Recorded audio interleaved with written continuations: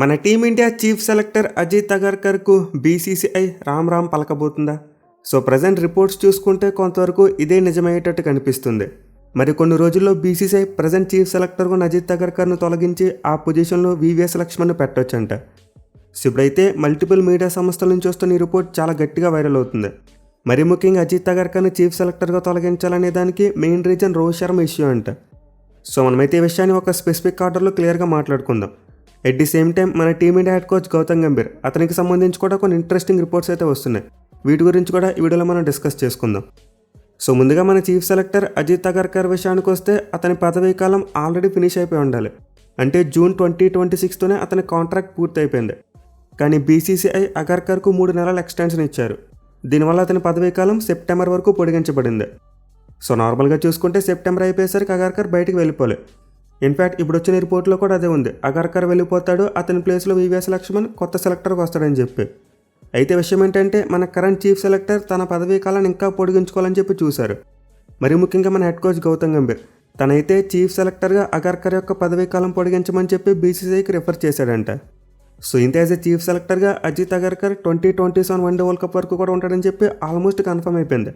Mainly మన head కోచ్కి అలాగే మన చీఫ్ సెలెక్టర్కి ఇద్దరికి ర్యాపో బాగా సెట్ అయిందంటే. గంభీర్ ఏ విధంగా చెప్తే అగర్కర్ ఆ విధంగా టీంని సెలెక్ట్ చేసేవాడు. ఇది అందరికీ తెలిసిందే, ఓపెన్ సీక్రెట్. దీంతో వీళ్ళిద్దరు కాంబినేషన్ 2027 వన్డే వరల్డ్ కప్ వరకు చూడక తప్పదనుకున్నాం. ఆల్మోస్ట్ కన్ఫర్మ్ అయిపోయింది. కానీ ఎప్పుడైతే మన టీమిండియా ఐర్లాండ్ మరి ఇంగ్లాండ్ సిరీస్లో ఫెయిల్ అయిందో అప్పటి నుంచి వీళ్ళిద్దరి మీద ఒత్తిడి పెరగడం స్టార్ట్ అయింది. మరి ముఖ్యంగా ఇంగ్లాండ్తో వన్డే సిరీస్ జరుగుతున్న టైంలో వచ్చిన రోహిత్ శర్మ ఇష్యూ ఇదైతే ఒక పెద్ద హాట్ టాపిక్గా మారిపోయింది. రోహిత్ శర్మ ఏమో 2027 వన్డే వరల్డ్ కప్ ఆడాలని చెప్పి గట్టిగా ఫిక్స్ అయ్యాడు. కానీ మన చీఫ్ సెలెక్టర్ అలాగే మన హెడ్ కోచ్ గౌతమ్ గంభీర్ వీళ్ళకి మాత్రం వేరే ప్లాన్స్ ఉన్నాయి. మెయిన్లీ మాకు వరల్డ్ కప్కి ఒక యంగ్ లెఫ్ట్ హ్యాండ్ ఓపెనర్ కావాలి, దీంతో రోహిత్ శర్మని సాగనంపేస్తామని చెప్పి ఇండికేషన్స్ ఇచ్చారు. దీనివల్లే ఆ లార్డ్స్ వన్డే మ్యాచ్ ముందు మనం కేవోస్ చూసాం. రోహిత్ శర్మకి లార్డ్స్ వన్డే మ్యాచ్ చివరి మ్యాచ్, ఆ తర్వాత రిటైర్ అయిపోతాడని చెప్పి చాలా రిపోర్ట్స్ వచ్చాయి. బట్ ఇలాంటి టైంలో బీసీసీఐ రంగంలోకి దిగడం చూసాం మనం. స్వయంగా సెక్రటరీ దేవ్జీ సైకియా ఆయనే బయటకు వచ్చి చెప్పాడు, రోహిత్ శర్మకి లార్డ్స్ వన్డే మ్యాచ్ చివరి మ్యాచ్ కాదు, అతను మా టీంలో రెగ్యులర్ మెంబర్ అని చెప్పాడు.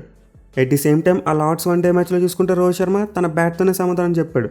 ఒక మైండ్ బ్లోయింగ్ సెంచరీతో లార్డ్స్ గ్రౌండ్లో వన్డే సెంచరీ కొట్టిన మొట్టమొదటి ఇండియన్ బ్యాట్స్మెన్గా చరిత్రకి ఎక్కేశాడు.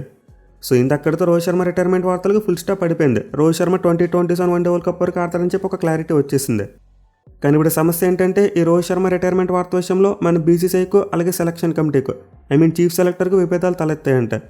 ఎట్ ది సేమ్ టైం మన హెడ్ కోచ్ గౌతమ్ గంభీర్ విషయంలో కూడా బీసీసీఐ కొంతవరకు అసంతృప్తి వ్యక్తం చేసిందంట. అయితే ఈ విషయంలో మనం గంభీర్ గురించి కాస్త వీడియోలో ముందుకెళ్ళగా మాట్లాడుకుందాం. అతనైతే మన టీమిండియా హెడ్ కోచ్గా కంటిన్యూ అవబోతున్నాడు. తన పొజిషన్కి పెద్దగా పరమాత్మ ఏమీ లేదు ప్రస్తుతానికైతే. బట్ ఈ రోహిత్ శర్మ రిటైర్మెంట్ ఇష్యూ విషయంలో వచ్చిన విభేదాల్లో మన చీఫ్ సెలెక్టర్ అజిత్ అగర్కర్ అతని మీద అయితే గట్టిగా బ్యాండ్ పడబోతుంది. అతని ఆధ్వర్యంలోని సెలక్షన్ కమిటీ కారణంగానే రోహిత్ శర్మ వన్డే ఫ్యూచర్ మీద ఒక అన్సర్టనిటీ ఏర్పడిందని చెప్పి బీసీసీఐ ఫిక్స్ అయిపోయింది. సో దీంతో ప్రస్తుతానికి బీసీసీఐ అజిత్ అగర్కర్ యొక్క పదవీ కాలాన్ని పొడిగించేందుకు విముఖంగా ఉంది. అంటే 2027 వన్డే వరల్డ్ కప్ వరకు చీఫ్ సెలెక్టర్గా అతన్ని కంటిన్యూ చేయడానికి అవకాశం కనిపించట్లేదు. సో ఇదే కనుక నిజమైతే ఖచ్చితంగా మన టీమిండియాకు మంచి రోజులు వచ్చాయని చెప్పుకోవచ్చు. మరి ముఖ్యంగా సెలక్షన్ ప్రాసెస్ విషయంలో సీనియర్ ప్లేయర్స్ను పూర్తిగా పక్కన పెట్టేస్తున్నారు. కేవలం ఐపీఎల్ స్టార్స్ని మాత్రం ఎక్కువ ప్రమోట్ చేస్తున్నారు. దీనివల్ల మన టీమిండియా మ్యాచ్లు ఓడిపోవడం కూడా చూస్తున్నాం మనం. మెయిన్లీ ఇప్పుడు అగర్కర్ ప్లేస్లో కొత్త చీఫ్ సెలెక్టర్గా మన తెలుగువాడని వివిఎస్ లక్ష్మణ్ వచ్చేందుకు అవకాశాలు కనిపిస్తున్నాయి. రిపోర్ట్స్ అలా చెప్తున్నాయి. అండ్ ఇదే కనుక జరిగిందంటే మనమైతే సెలక్షన్ ప్రాసెస్లో మరింత ట్రాన్స్పరెన్సీ చూడొచ్చు. ఎస్పెషల్గా సెలక్షన్ ప్రాసెస్ విషయంలో గంభీర్ యొక్క కష్టం తగ్గుద్ది. అంటే గంభీర్కి నచ్చిన ప్లేయర్స్ సెలెక్ట్ అవ్వడం కొంతవరకు తగ్గిపోద్ది. సో వివిఎస్ లక్ష్మణ్ అయితే ఖచ్చితంగా ఒక హానెస్ట్ పర్సన్. అంటే టీంకి ఉపయోగపడేలా నిర్ణయాలు తీసుకుంటాడు, కానీ తనకేదో క్రెడిట్ రావాలని చెప్పి నిర్ణయాలు తీసుకోడు. దీంతో ఆయన కనుక చీఫ్ సెలెక్టర్కి వస్తే మన సెలక్షన్ ప్రాసెస్ మరింత పారదర్శకంగా ఉంటుంది. బట్ ఎనివే ఇప్పటివరకు మనం చెప్పుకుందంతా కేవలం రిపోర్ట్స్ మాత్రమే. అంటే అఫీషియల్గా అజిత్ అగర్కర్ను తీసేయబోతున్నామని చెప్పి ఎలాంటి అప్డేట్ లేదు. కేవలం రిపోర్ట్స్లో మాత్రం ఇలాంటిది వచ్చింది. బట్ అగర్కర్ టెన్యూర్ విషయంలో మాత్రం ఎలాంటి డౌట్ లేదు. సెప్టెంబర్తో అతని టెన్యూర్ ఎండ్ అయిపోతుంది. మళ్ళీ బీసీసీఐ అతని కావాలని రీటైన్ చేసుకుని కంటిన్యూ చేస్తేనే 2027 వన్డే వరల్డ్ కప్ వరకు సెలెక్టర్గా కంటిన్యూ అవుతాడు. అదర్వైజ్ ఈ సెప్టెంబర్తో అతని టెన్యూర్ పూర్తయిపోతుంది. ఇక మన హెడ్ కోచ్ గౌతమ్ గంభీర్ విషయానికి వస్తే క్రిక్ బ్లాగర్ అనే వెబ్సైట్ వాళ్ళు ఒక ఇంట్రెస్టింగ్ రిపోర్ట్ అయితే ఇచ్చారు. అండ్ అందులో ఏముందంటే ప్రజెంట్ మన టీమిండియాలో ఉన్న సీనియర్ ప్లేయర్స్ గంభీర్ మీద అసంతృప్తిగా ఉన్నారంట. ఇన్ఫ్యాక్ట్ అతని గురించి ఫార్మర్ క్రికెటర్స్కు అలాగే బీసీసీఐ పెద్దలకు కూడా చెప్పారంట. ఇష్యూ ఏంటంటే గౌతమ్ గంభీర్ యొక్క కోచింగ్ స్టైల్ తనకు నచ్చినట్టు చేస్తున్నాడు. దీంతో అతని విధానాల పట్ల మన సీనియర్ ప్లేయర్స్ అయితే అసంతృప్తి వ్యక్తం చేస్తున్నారు. మరి ముఖ్యంగా గౌతమ్ గంభీర్ అకౌంటబిలిటీ చూపించట్లేదంట. మన టీమిండియా మ్యాచ్లు ఓడిపోయినప్పుడు అతనైతే రెస్పాన్సిబిలిటీ తీసుకోవట్లేదు, ప్లేయర్స్ మీద గంటేస్తున్నాడు. సో రీసెంట్గా ఐర్లాండ్ మరి ఇంగ్లాండ్ టూర్లో చూసాం, మన టీమిండియా ఘోరంగా పెర్ఫామ్ చేసింది. మొత్తం 10 మ్యాచ్లు ఆడితే ఒక్క మ్యాచ్లోనే గెలిచారు, 8 మ్యాచ్లు ఓడిపోయారు, మరో మ్యాచ్లో ఫలితం రాలేదు. దీంతో ఆబ్వియస్లీ మన టీమిండియా ప్లేయర్స్ మీద ఒత్తిడి పెరిగింది. At the same time head coach Gautam Gambhir కూడా చాలామంది విమర్శించారు. మిగిలిన అప్పటివరకు చూసుకుంటే వైట్ బాల్ ఫార్మాట్స్లో గంభీర్ కోచింగ్లో కొంతవరకు మంచి ఫలితాలు వచ్చాయి. అంటే మన వాళ్ళు ఛాంపియన్స్ ట్రోఫీ గెలిచారు, అలాగే T20 వరల్డ్ కప్ కూడా గెలిచారు. వేరేస్ రెడ్ బాల్ ఫార్మాట్ అయిన టెస్ట్ ఫార్మాట్లో చూసుకుంటే మాత్రం మనకు అంత మంచి ఫలితాలు అయితే రావట్లేదు. అయితే ఇప్పుడు మన టీమిండియా ఐర్లాండ్ మరి ఇంగ్లాండ్ సిరీస్లో వరుసగా మ్యాచ్లు ఓడిపోవడం గంభీర్ యొక్క వైట్ బాల్ ఫార్మాట్స్ కోచింగ్ మీద కూడా క్వశ్చన్ మార్క్ పెట్టింది. ఎస్పెషల్లీ ముందు చెప్పుకున్నట్టే అతనైతే రెస్పాన్సిబిలిటీ తీసుకునే విషయంలో రిలక్టెన్స్ చూపిస్తున్నాడు. అంటే మ్యాచ్లు ఓడిపోయినప్పుడు ప్లేయర్ సరిగ్గా పెర్ఫామ్ చేయలేదు, అందుకే మ్యాచ్లు ఓడిపోయామని చెప్పి అంటున్నాడు. అంతేగాని ఎక్కడ కూడా ఈ ఓటములకు టీమ్ మేనేజ్మెంట్ రీజన్ అని చెప్పి తను చెప్పట్లేదు. ఎట్ ది సేమ్ టైం ఆ ప్లేయర్స్ యూటిలైజ్ చేసుకునే విషయంలో కూడా చాలా తప్పులు చూస్తున్నాం. రీసెంట్గా చూసుకుంటే మన టీమిండియాలో చాలామంది ప్లేయర్స్కి ఇంజరీస్ అయిపోతున్నాయి. ఎందుకంటే వాళ్ళకి పూర్తి ఫిట్నెస్ లేకపోయినా సరే గంభీర్ ఫోర్స్ చేసి ఆడించే ప్రయత్నం చేస్తున్నాడు. ఇన్ఫాక్ట్ నితీష్ కుమార్ రెడ్డి విషయంలో ఎగ్జాక్ట్లీ ఇదే జరిగింది. ఆఫ్ఘనిస్తాన్తో వన్డే సిరీస్ టైంలో నితీష్ కుమార్ రెడ్డికి ఇంజరీ అయింది. సెకండ్ వన్డే మ్యాచ్ మిస్ అయ్యాడు. బట్ అతను వెంటనే 3వ వన్డే మ్యాచ్లు ఆడించేశారు. దీంతో అతని ఇంజరీ మరింత పెద్దగా మారింది. ఇంగ్లాండ్ అండ్ ఐర్లాండ్ టూర్లు మిస్ అయిపోయాడు. అలాగే హర్షిత్ రాణా మరి వాషింగ్టన్ సుందర్ లాంటి ప్లేయర్స్ విషయంలో కూడా same story.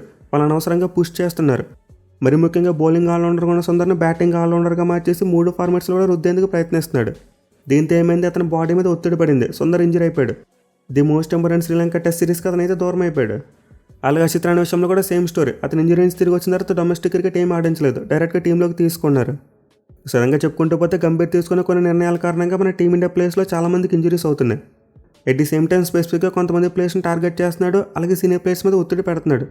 Like Rohit Sharma, Virat Kohli మరి కేఎల్ రాహుల్ లాంటి వాళ్ళు ప్రతి మ్యాచ్లో కూడా పెర్ఫామ్ చేయాలి, అప్పుడు వాళ్ళు టీంలో కంటిన్యూ అవుతారు. లేకపోతే మరి టీం నుంచి బయటకు వెళ్ళిపోతారని చెప్పి ఒక ప్రెజర్ పెడుతున్నాడు వాళ్ళ మీద. ఇన్ఫాక్ట్ రాహుల్ లాంటి వాళ్ళు అయితే బాగా పెర్ఫామ్ చేసినా సరే టీంలో ప్లేస్కి గ్యారంటీ లేదు. వేరే T20 ఫార్మాట్లో చూసుకుంటే సంజు శాంసన్ మరియు సూర్యకుమార్ యాదవ్ లాంటి వాళ్ళకి ఏమైందో మనం కళ్ళారా చూసాం.